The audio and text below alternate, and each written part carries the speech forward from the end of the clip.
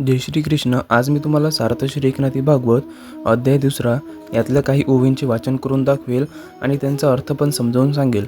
तर चला सुरू करूया. ओम श्री गणेशाय नमः.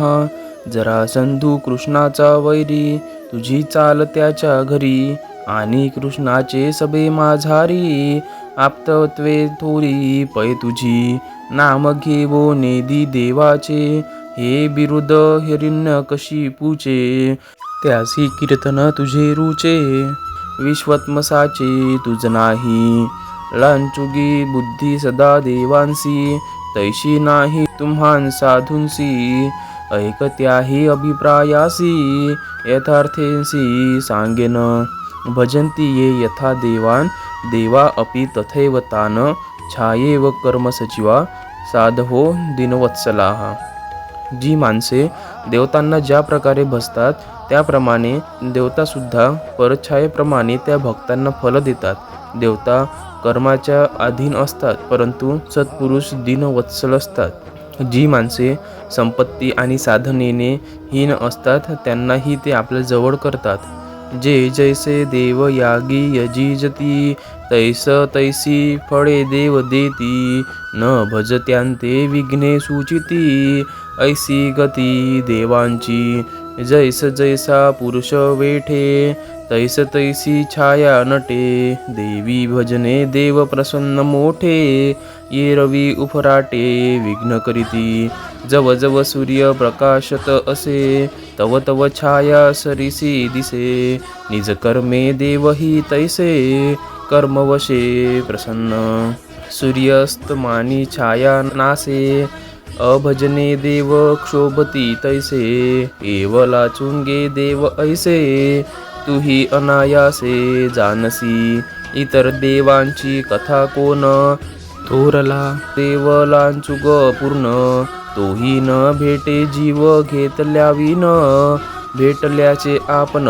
गर्भवास सोसी, त्याचे जीवे सर्वस्वे भजन, केल्या निजांग देऊनी होय प्रसन्न, परीन भज त्याच्या घरा जान, विसरोनी आपण कदा न वचे, तैसे नव्हे तुमची बुद्धी, दीनदयाळ त्रिशुद्धी, तू तव केवळ कृपानिधी, ऐकतो विधी सांगेन, तू अन्व्यास देखोनी सज्ञान, उपदेशिले गुह्य ज्ञान, ध्रुव बाळक अज्ञान, मनोनी जान नुपेक्षिसी, प्रल्हाद उपदेशिला जेव्हा, दैत्यपुत्र न म्हणसी तेव्हा, तुझिया कृपेचा हे लावा, तो निज विसानवा दिनांसी, केवळ वाट पाडा देख, भजने विन एका एक, महाकवी केला वाल्मिक, अमर आवश्यक वंदिती त्यासी,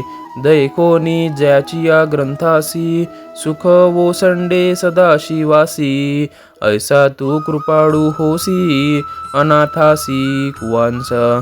आता या ओवींचा अर्थ. जरासंघ हा कृष्णाचा वैरी होता, पण तू जरासंधाच्या घरी जात होतास. कृष्णाच्या सभेमध्ये तू कृष्णाचा मोठा असा मानला जात होतास. मुखाने देवाचे नाव कधी कोणाला घेऊ द्यावा याचे नाही, असे हिरण्यकशिपूचे ब्रीद होते. पण त्याला तुझे कीर्तन अतिशय आवडत असे, त्यामुळे खरोखर तुझ्या ठिकाणी विषम भाव नाही. देवाची बुद्धी ही लालचीच असते, परंतु तशी बुद्धी तुम्हा साधूंची नाही. ती कशी असते याचे आता यथार्थ रीतीने वर्णन करतो, ते ऐक. जे जसे यज्ञाने देवांना तृप्त करीत असतात, त्यांना देवही तशीच फळे देत असतो. जे देवाला भजत नाहीत त्यांच्यावर विघ्ने आणतात, अशी देवाची गती आहे. माणूस जसा वळतो त्याप्रमाणे त्याची छायाही वळते. त्याप्रमाणे देवाचे भजन केले म्हणजे तो प्रसन्न होतो, नाहीतर उलटे विघ्न निर्माण करतो. प्रातःकाळी सूर्य जसजसा वर चढत येतो तसतशी छायाही जवळ येत जाते. त्याप्रमाणे आपल्या कर्माप्रमाणे देवही जवळ येतो, प्रसन्न होतो, कृपा करतो. सूर्य मावळला की छाया नाहीशी होते, त्याप्रमाणे भजन नाही केले की देव क्षुब्ध होतात. अशा प्रकारे देवाचा स्वभाव आहे, हे तुलाच माहिती आहे. इतर देवांची काय कथा. सर्वांत मोठा देवही असाच वागतो. तो जीव घेतल्याशिवाय भेटतच नाही आणि ज्याला तो भेटतो त्याच्या पोटी येऊन गर्भवासही भोगतो. अंतःकरणापासून त्याचे भजन केले की तो आपले निजांग देऊन प्रसन्न होतो. पण जे त्याचे भजन करत नाहीत त्याच्या घरी तो चुकूनही जात नाही. तशी तुम्हा संतांची बुद्धी नाही. तू खरोखर दिनांवर दया करणारा आहेस, कृपेचा केवळ निधी आहेस. ते कसे ते सांगतो ऐक. तू महर्षी व्यासांना सज्ञान पाहून ब्रह्मज्ञानाचा उपदेश केलास, पण ध्रुव हे लहान बालक असूनही अज्ञानी होते, तरीही तू त्याची उपेक्षा केली नाहीस. ज्यावेळी प्रल्हादाला उपदेश केलास तेव्हा तू हा दैत्याचा मुलगा आहे असा विचारही तुझ्या मनात निर्माण झाला नाही. तुझ्या कृपेच्या लहरी हेच दीनमानवांचे विश्रांतीस्थान आहे. वाल्या कोळी प्रारंभी वाटमारी करीत होते. त्यांना भजन पूजन माहीत नव्हते. त्यांना तू रामनामाचा अनमोल उपदेश केलास आणि महाकवी वाल्मिकी केलेस. त्यांना देवसुद्धा वंदन करतात. ज्यांच्या ग्रंथाला पाहून सदाशिवाला आनंदाचे भरते आले असा तू कृपाळू कनवाळू आहेस, अनाथांचा विसावा आहेस. धन्यवाद. माझ्या चॅनलला लाईक करा, सबस्क्राईब करा, शेअर करा आणि कमेंट करायला विसरू नका. धन्यवाद.